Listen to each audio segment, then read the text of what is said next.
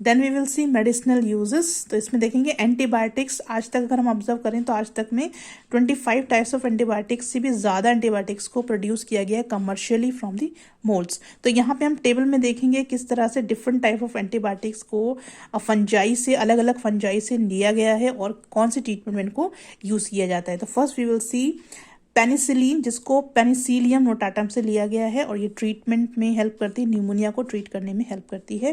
Then Penicillium chrysogenum, जो कि tetanus और डिप्थीरिया को ट्रीट करने में हेल्पफुल है। देन स्ट्रिप्टोमाइसिन, जिसको लिया गया है स्ट्रिप्टोमाइसिस ग्रिसस से, ये ट्यूबरकुलोसिस के ट्रीटमेंट में हेल्प करती है। एरिथ्रोमाइसिन, जो कि स्ट्रिप्टोमाइसिस इरिथ्रस से ली गई है, जो रिकेशियल फीवर को ट्रीट में करने में हेल्प करती है। देन एरिथ्रोमाइसिन, जो कि स्ट्रिप्टोमाइसिस इरिथ्रस से ली गई है, ये टाइफाइड में हेल्पफुल है, right. Next is synthesis of proteins and fats. तो प्रोटीन्स को सिंथेसाइज किया जाता है थ्रू यीस्ट और फैट्स को सिंथेसाइज किया जाता है बाय एस्परजिलस ऑफ पेनिसिलियम। तो यहाँ पे हम एग्जांपल में यहाँ देखेंगे डायग्राम दिए हुए हैं, ये यूजफुल फंजाई हैं। तो ये एस्परजिलस का फिगर है और this is a figure of penicillium. Then synthesis of vitamins and enzymes. तो बहुत सारे एंजाइम्स जैसे कि amylase, pectinase, glucose, oxidase, invertase, इनको सिंथेसाइज किया गया है थ्रू पेनिसिलियम और एस्परजिलस फंजाई से।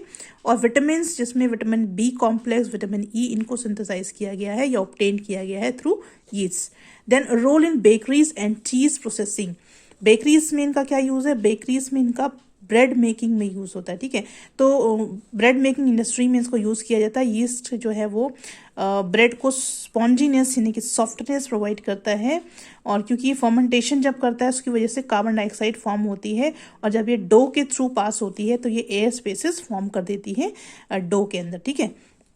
Then we will see cheese processing. कुछ स्पीशीज पेनिसिलियम और एस्परजिलस की यूज़ की जाती है, जैसे कि चीज़ को फ्लेवर दिया जाता है, तो फ्लेवरिंग ऑफ चीज़ के लिए पेनिसिलियम और एस्परजिलस को लिया जाता है, इनकी स्पीशीज़ को यूज़ में लिया जाता है। देन केमिकल इंडस्ट्रीज में अगर हम देखें तो ऑर्गेनिक एसिड, जिसमें सिट्रिक एसिड आता है, इसको सिंथेसाइज किया जाता है, सिंथेटिकली प्रिपेयर किया जाता है फंजाई से, और these compounds are use for food processing also, right.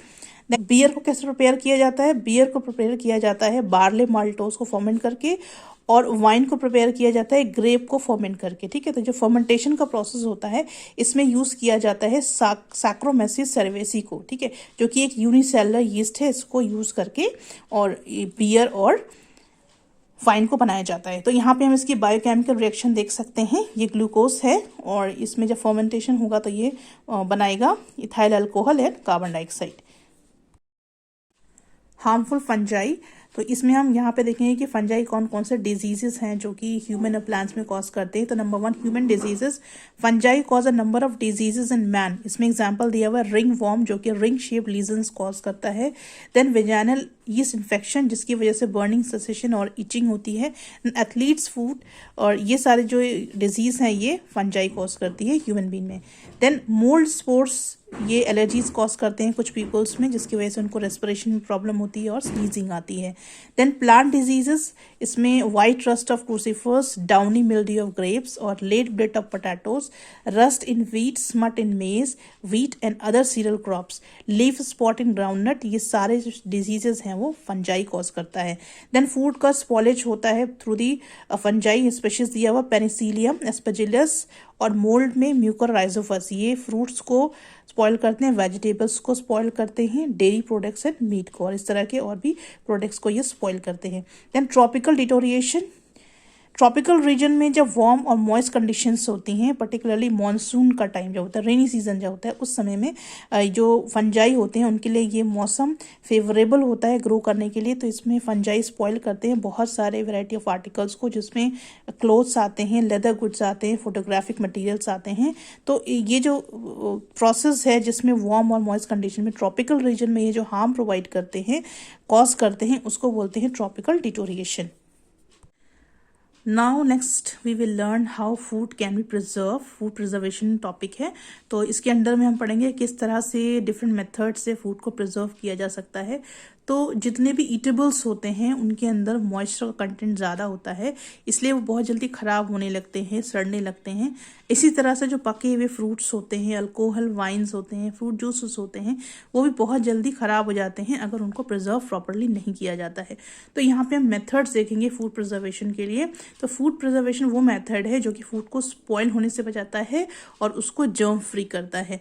तो यहाँ पे हम देखेंगे सबसे पहला जो प्रोसेस है वो हाई टेम्परेचर और स्टरलाइजेशन का है। तो स्टरलाइजेशन वो प्रोसेस है जिससे बैक्टीरिया को या उसके स्पोर्स को किल किया जाता है हाई टेम्परेचर पे और अंडर प्रेशर। ठीक है, अंडर प्रेशर उसको by using steam under pressure. ठीक है, स्टीम को यूज करके जो कि प्रेशर उसमें रहता है और साथ ही हाई टेम्परेचर जो कि अबव 110 डिग्री सेल्सियस पे होता है, उसको या तो ऑटोक्लेव के अंदर उसको स्टरलाइज किया जाता है या फिर प्रेशर कुकर के अंदर।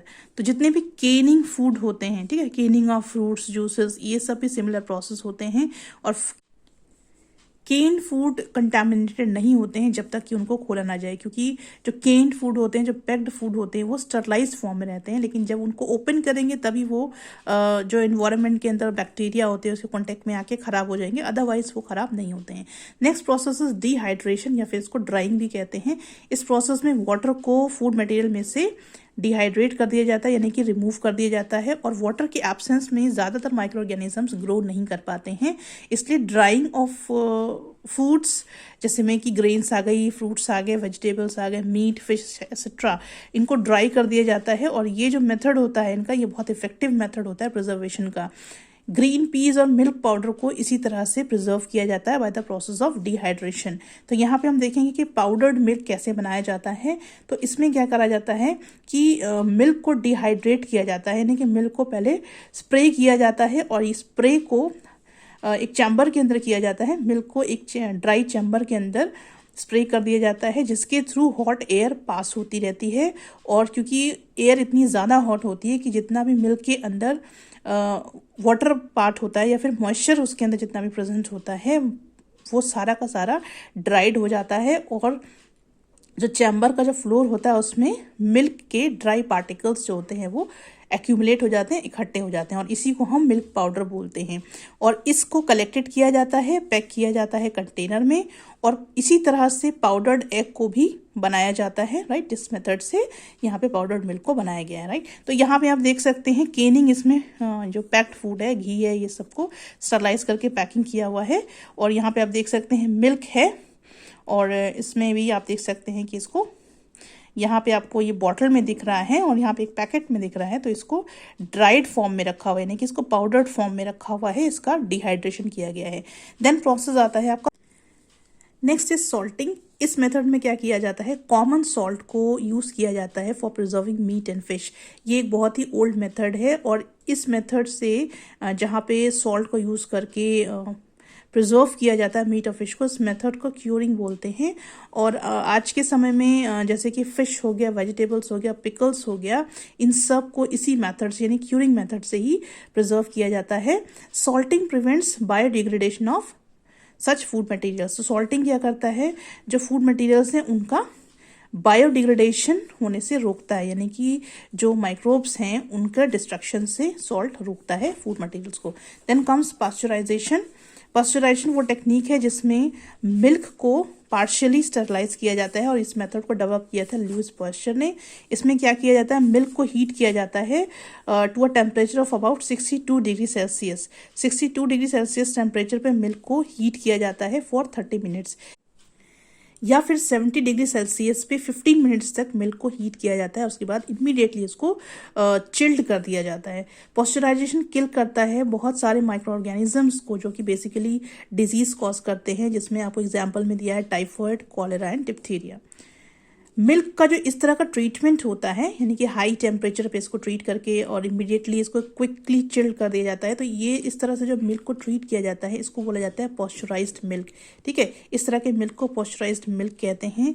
और इस पॉस्चराइज्ड मिल्क को जब बॉटल के अंदर रखा जाता है तो उस प्रोसेस को पॉस्चराइजेशन बोलते हैं। Right, so this is the diagram, ठीक है। यहाँ पे आप देख सकते हैं ये मिल्क ट्रे में रखा हुआ है, ये मिल्क पाउडर जो हमने डिहाइड्रेशन में पढ़ा था, ठीक है, कि किस तरह से डिहाइड्रेशन या ड्राइंग मेथड से मिल्क पाउडर बन सकता है और इसको हम प्रिजर्व फॉर्म में रख सकते हैं। और साथ ही यहाँ पे बॉटल के अंदर जो मिल्क है ये पॉस्चराइजेशन को शो कर रहा है। इसमें हम देखेंगे कि 70 डिग्री सेल्सियस फॉर 15 सेकेंड्स और 62 degree Celsius for 30 minutes and quick cooling of the milk, ठीक है। तो यहाँ पे क्या होता है, नॉन स्पोर फॉर्मिंग बैक्टीरिया यहाँ पे किल्ड हो जा रहे हैं। Then next we will see irradiation. Irradiation एक लेटेस्ट टेक्नोलॉजी है फूड प्रिजर्वेशन की, जिसमें जिस फूड को प्रिजर्व करना होता है उसको पहले प्रॉपरली पैक कर लिया जाता है, उसके बाद में उस पैकेट के थ्रू में गामा रेज या एक्स रेज को पास किया जाता है। ये रेज जो हैं वो इन कंटेनर में जब एंटर करती हैं या इन पैकेजिंग में जब एंटर होती हैं तो ये फूड स्पॉइलिंग माइक्रोऑर्गेनिज्म को किल कर देती हैं। तो ये जो मेथड है इरेडिकेटेड फूड का, इस मेथड से आप फूड को बहुत लंबे समय तक बिना खराब हुए रख सकते हैं। तो एग्जाम्पल में देख सकते हैं फ्रूट्स, वेजिटेबल्स, मीट, फिश, इन सब को ही लंबे समय तक इरेडिएशन प्रोसेस से रखा जा सकता है, right. Next method of food preservation is refrigeration. तो बैक्टीरिया और मोल्ड जो हैं वो फ्रीजिंग टेम्परेचर पे या फिर freezing temperature below freezing temperature पे ये ग्रो नहीं कर पाते हैं। तो इसीलिए चिलिंग ऑफ मिल्क और keeping vegetables, fruit, fish, meat in cold storage are popular method of preserving them. तो कोल्ड स्टोरेज में इनको रखा जाता है जहाँ पे जो फ्रीजिंग टेम्परेचर होगा या फिर उससे बिलो होगा, तो वहाँ पर जो बैक्टीरिया और मोल्ड्स हैं वो ग्रो नहीं कर पाते हैं। तो यहाँ पे हम देखेंगे जो फ्रोजन फ्रूट्स होते हैं और वेजिटेबल्स होते हैं उनके फ्लेवर रिटेन रहते हैं और उनकी फ्रेशनेस भी बहुत लंबे समय तक बनी रहती है। घर के अंदर अगर हम देखेंगे तो डोमेस्टिक रेफ्रिजरेटर्स हम यूज़ करते हैं जो कि कूल करते हैं 0 से लेकर -डिग्री तक, ठीक है, और -5 डिग्री सेल्सियस तक, और डीप फ्रीजिंग में वो कूल करते हैं -18 से -30 डिग्री सेल्सियस तक। तो इसके डायग्राम हम देखेंगे। यहाँ पे आप देख सकते हैं लो टेम्परेचर स्टोरेज, जहाँ पे 10 डिग्री सेल्सियस से लेके -15 degree Celsius for several days, ठीक है। तो इस इतने समय तक, यानी कि यहाँ पे टेम्परेचर दिया हुआ है और आपको सेवरल डेज तक इनको अगर आप स्टोरेज में रखते हैं तो वहाँ पे क्या होगा, बैक्टीरिया की जो मेटाबॉलिक एक्टिविटी होती है वो इनएक्टिव हो जाती हैं और ग्रोथ जो है वो रुक जाती है। और फ्रीजिंग में अगर हम देखेंगे, फ्रीजिंग में क्या करते हैं और ही ज़्यादा टेम्परेचर को लो कर देते हैं, यानी कि 10 डिग्री सेल्सियस से -18 डिग्री सेल्सियस तक उसको रखते हैं और कुछ वीक से लेकर कुछ मंथ्स तक फ्रीज कर देते हैं। तो इससे जो बैक्टीरिया है वो कम्प्लीटली इनएक्टिव हो जाते हैं, उनकी ग्रोथ भी रुक जाती है, राइट। Next come preservatives. तो कॉमन सॉल्ट और शुगर को जैम और पिकल्स को प्रिजर्व करने के लिए यूज़ किया जाता है। अगर बहुत ज़्यादा कंसंट्रेशन ऑफ सॉल्ट और शुगर को लिया जाता है तो ये जो बैक्टीरिया होते हैं या फिर माइक्रोऑर्गेनिजम्स होते हैं उनकी जो प्लाज्मा मेम्ब्रेन होती है उसकी लिसिस कर देते हैं, यानी कि उसको बर्स्ट कर देते हैं और जिसकी वजह से माइक्रोऑर्गेनिज्म की डेथ हो जाती है। तो फूड को पिकलिंग करना, यानी कि विनेगर के अंदर उनका पिकल बनाना, ये भी एक मेथड होता है फूड को प्रिजर्व करने का। तो जो भी सब्जियां होती हैं, सब्जियां हो गई, फ्रूट हो गए, फिश और मीट हो गए, इनका भी अचार बनाया जाता है और इस तरह से ये प्रिजर्व हो जाते हैं। और सॉल्ट और शुगर को ऐड किया जाता है टेस्ट को इम्प्रूव करने के लिए भी, और साथ ही साथ ये प्रिजर्वेशन में भी हेल्प करते हैं। मस्टर्ड ऑयल और सिट्रिक एसिड को प्रिजर्वेटिव के फॉर्म में यूज़ किया जाता है जब अचार बनाया जाता है, सॉस बनाए जाते हैं और स्क्वैशेस बनाए जाते हैं। देन सिट्रिक एसिड को यूज़ किया जाता है सॉफ्ट ड्रिंक्स में और कन्फेक्शनरी में एज अ प्रिजर्वेटिव। और केमिकल प्रिजर्वेटिव्स जैसे कि बेंजोइक एसिड हो गया, सोडियम बेंजोएट हो गया, स्कॉबिक एसिड है, देन प्रोपियोनिक एसिड है, ये भी प्रिजर्वेटिव की तरह यूज़ किए जाते हैं। Then food products prepared by preservation, किस तरह कौन कौन से फूड प्रोडक्ट्स हैं जो कि प्रिजर्वेशन के थ्रू बनाए जाते हैं। Pickles, these are prepared from raw mango, ठीक है, कच्चा आम हो गया, लेमन, आंवला, जैक फ्रूट, ग्रीन चिली से बनाए जाते हैं। देन जैम को प्रिपेयर किया जाता है mango, Apple, guava, strawberry, pineapple, papaya और भी बहुत डिफरेंट टाइप ऑफ फ्रूट से बनाया जाता है। Then murabba is prepare from carrot and amla, jelly is prepare from papaya, guava and pineapple, squash is prepare from lemon, orange and pineapple and ketchup is prepare from tomatoes. तो ये सारी चीज़ें आपने almost खाई भी हैं, देखी भी हैं, right. So with this chapter is done.